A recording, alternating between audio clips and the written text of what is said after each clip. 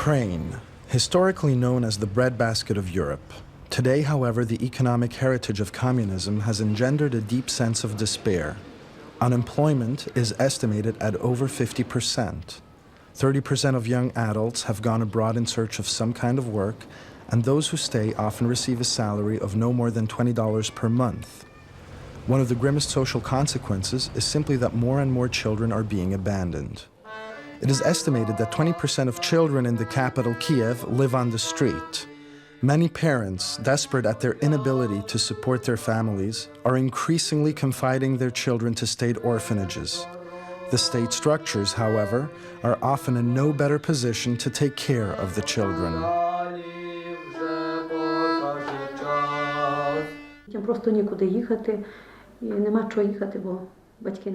The children remain in the orphanage, either because they have nowhere to go or because parents cannot afford to feed and dress them. The state of educational institutions reflects the devastated situation of the Ukraine. We allocate 2.5 hryvnias, about 45 cents, to feed one child. That's not much if you consider that we need 4 to 6 hryvnias, about 70 cents, to $1.10. That would be enough, although prices continue to go up every day, so it's difficult to say exactly what the cost of feeding a child is. But because of the shortfall, the children do not receive sufficient amounts of fish, milk, and meat products.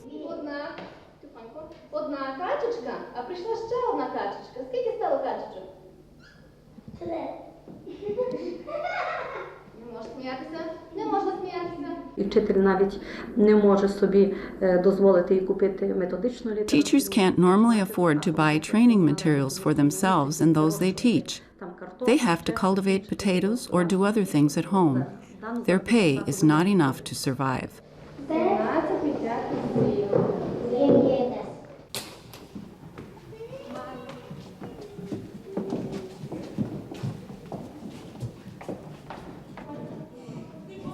In similar situations internationally, it is the Catholic Church that has often provided social and educational care to the poorest.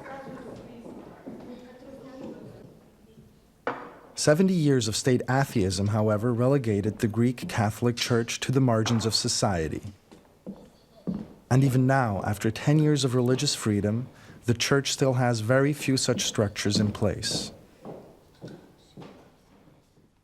Now that persecution has stopped and the Church is active to carry out social and humanitarian work, but there are a lot of cases where this awareness is not there.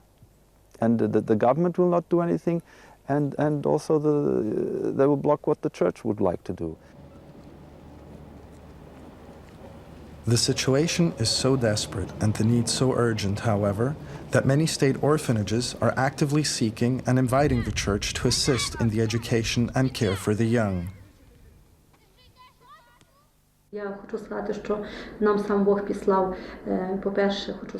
I must say that God Himself sent us Sister Julia and Father Mikola, who constantly help us. St. Nicholas Day, when Father Mikola and Sister Julia arrived for the first time, the children will surely remember for the rest of their lives. Father Mikola will always be St. Nicholas, who came from heaven. The children were expecting a guest. Then suddenly, from out of the car emerges Father Mikola dressed as St. Nicholas and sisters as angels. That made an enormous impression on the children. When looking out of the window, they saw that St. Nicholas had really arrived to be with them. When we saw that the children needed us, we started to come on a regular basis. We started looking for sponsors to finance clothes. When we received financial assistance for the orphanage, we were able to come more often. These occasions then became opportunities to talk with the children.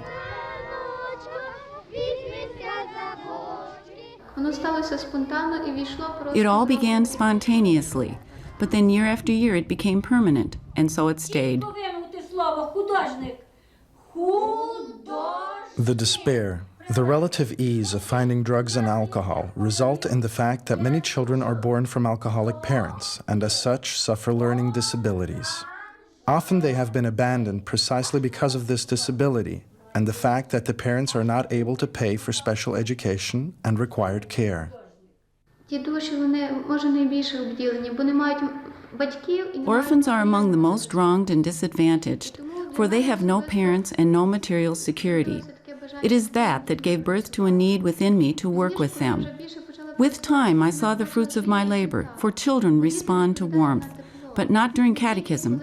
In fact, they rarely respond then because they are often late developers, so they stand out. No, rather they respond when we are holding hands, going somewhere, talking and listening. Many of them do not understand what I am saying.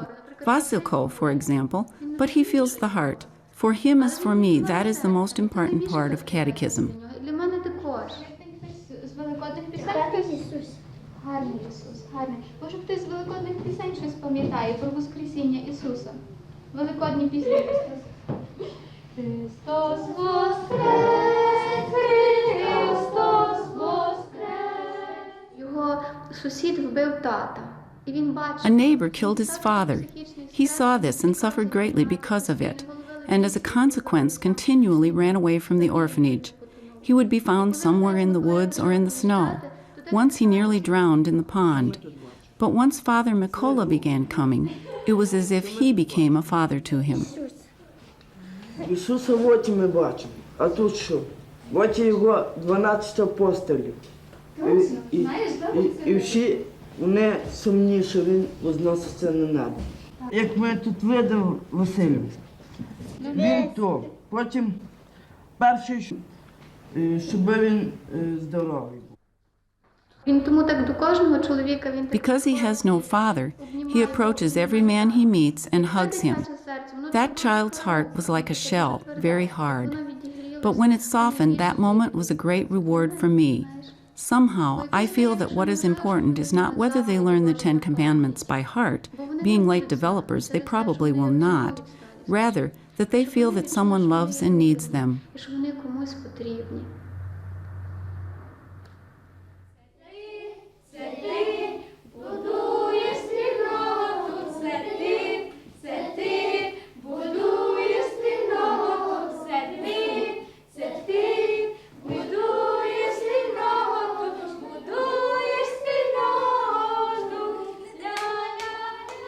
The presence of the nuns communicates not only God's love, but also acts as a role model, teaching life skills to children often arriving from shattered environments.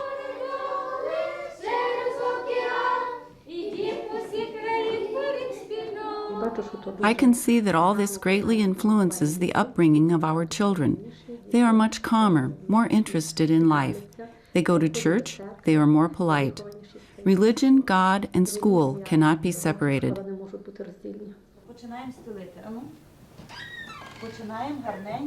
Despite the newfound religious freedom, the Greek Catholic Church is still not officially allowed to give religious instruction in state institutions. The reason is as much political as due to the lack of qualified religion teachers.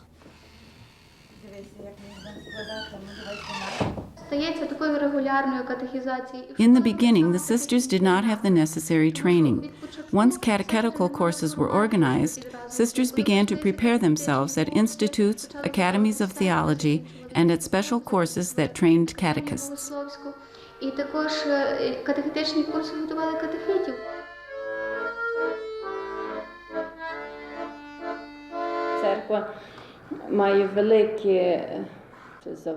The most important task facing the Church today concerns the religious formation of our people, and that means much more than just training people in Christian ethics.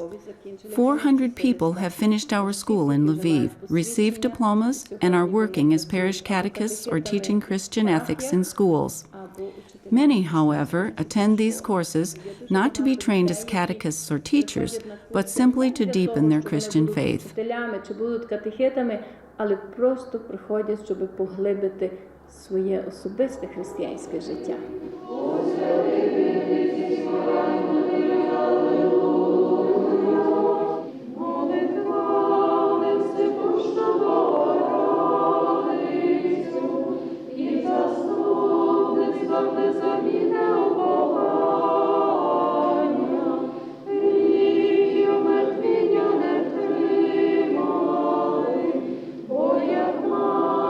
Життя до життя перестали.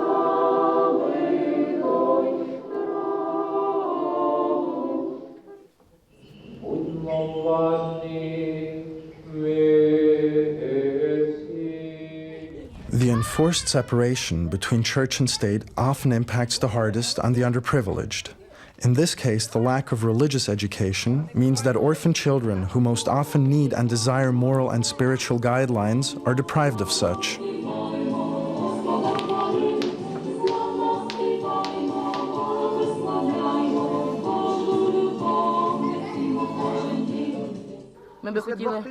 We'd like to have a chapel in our school, but we're not even allowed to go to church. It's strictly forbidden, and if we go, we're punished. The church and the school are separate. The church teaches children how to function in society. In other words, it passes on ethical values that ensure that they'll respect others and respect their families. Those children that spend their time on the streets, in the bars and smoking, and are separated from their mothers, they will never grow up to care.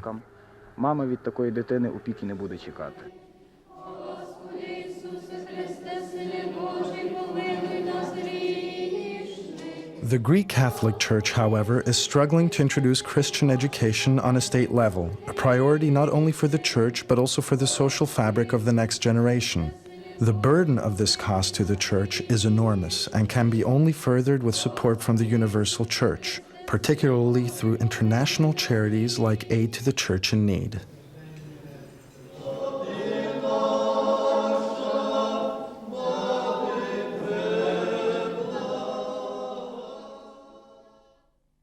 Потреби є дуже великі, потреби є формація. There are many needs. The biggest one, of course, is formation. From the outset, Aid to the Church in Need supported our efforts to train religion teachers. And this year, we were able to hold such courses even in eastern Ukraine. Yet, if we do not also develop a material base, manuals, and other teaching aids, what will teachers be able to work with? Due to the poor economy, we obviously cannot ask teachers to pay for courses themselves. If they earn only 60 to 100 hryvnias, approximately $19 a month, and are owed 4 months back pay, how can they afford additional catechetical training? That's why the Church took on the task of providing these courses to teachers for free. The Church, in turn, looks for sponsors to be able to train the group of people who have the greatest influence in shaping a new society. Великий вплив, власне, у формуванні нового суспільства. In addition to the educational difficulties, the state-run orphanages do not have the finances to remain open all year round. For the summer months, many of Ukraine's orphanages are closed, and children who are unable to stay with relatives are relegated to the available state structures. Sometimes this means confinement to state psychiatric hospitals. Religious and lay people have tried to find other solutions and have opened church-run summer camps.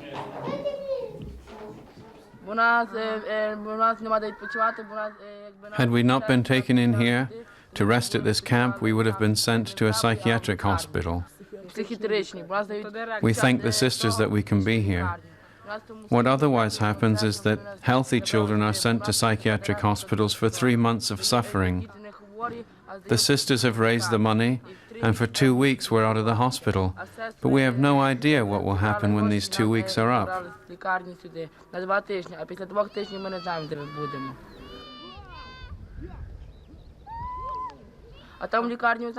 They used to bring us in, give us injections and tablets, and then we'd sleep all day.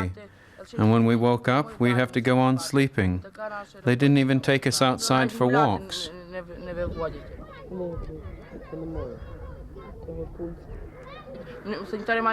Hospital orderlies were supposed to do their work, but because we have no parents, they forced us to clean the hospital. We had to wash the windows, the floors, and the toilets. We were forced to do these things because if we didn't, they'd give us injections.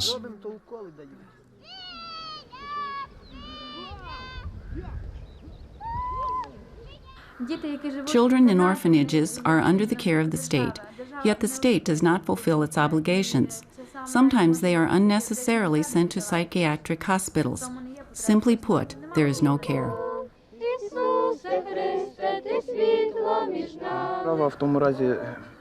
In this case, the state showed a complete lack of initiative. Sadly, the state doesn't look after these children. After all, they are our future. Today we're alive and well. Tomorrow we'll be old. Who'll look after us then? Will they?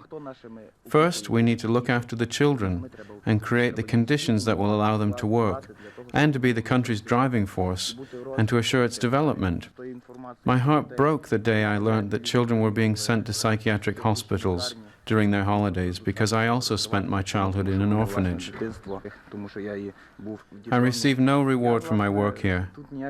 I'm here of my own free will because I want to show these children that someone cares. My reward I accept from God and not from men. Long ago when I left prison, I never would have believed that one day I would be working in the church.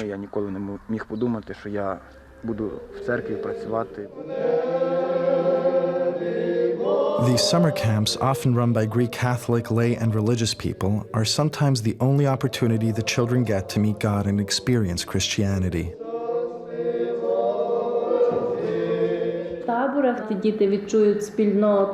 At these camps, both young people and children get a feeling of what community, Christian community, is about. This time is crucial. For many of them, it is the only opportunity they will have to deepen their faith, to learn about the life of the church, about liturgical practices, about life in a community.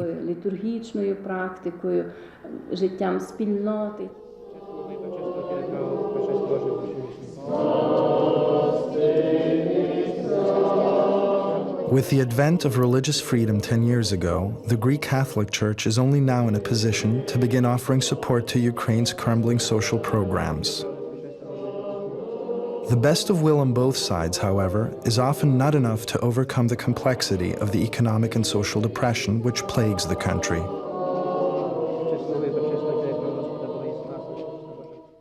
I was talking to sisters. They had a big former monastery. Now it's an orphanage. Yeah? And the sister said, well, we would like to have this back. We could run the orphanage. And they are saying no. And what's the situation? In this orphanage, there are 70 children. 40 of them have no mother and father.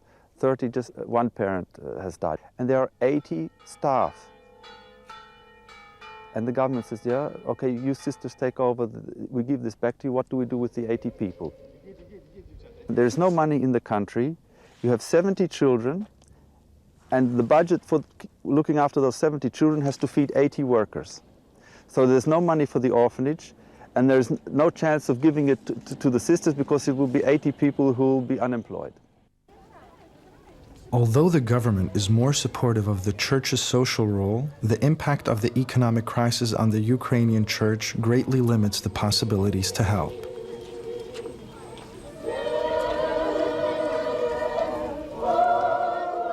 At this crucial moment in Ukrainian history, it is only with the support of the international Catholic charities like Aid to the Church in Need that the local church can meet the social challenges. The majority is made possible by foreign aid from Christians in the West who want to help these churches, because the people are just too poor.